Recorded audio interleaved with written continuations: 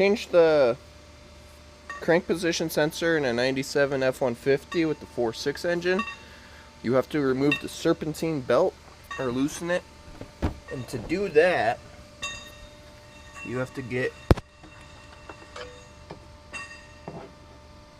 down here to where this bar is. That's the tensioner. You got to use your half-inch ratchet, slip it on there, and then pull it towards the driver's side. I found the easiest way to get enough room is to move the air cleaner box out of the way. I just lifted it up and put it over there. Okay. Then next would be to raise the pickup and then crawl under there. And then I'll show you what's next. When you're under the pickup, this right here is your AC compressor. You gotta remove this bolt, and then this back bolt on this side. This one, if you move that, all your AC crap will come out. The stock size is a 12, and when I replaced my engine I lost a bolt, so I have stock size is a 10, and then I had to replace this one with a bolt from the hardware store. Here. So that's a different size.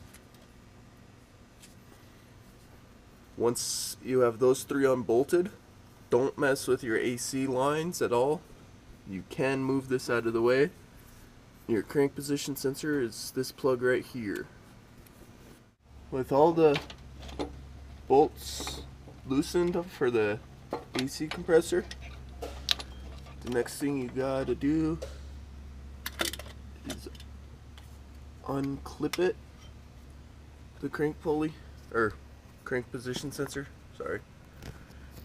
And then using an 8mm, you remove the bolt that is attached to it right back here. And then you'll have to pull it out and wiggle the AC compressor until you get it out all the way. Okay, with the old one out, you can inspect it for any damage or anything, which mine has some scuffs right there that you can see, but the plugs look fine. Everything else looks fine. I'm still gonna replace it. I have a brand new one from O'Reilly's.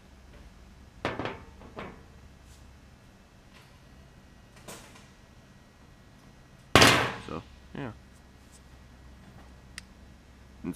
Installation is reverse of everything. So you put this in, put the bolt it on, bolt the AC compressor back into place, put the serpentine belt back on, put the air box back on, and then reconnect your battery, and you're done.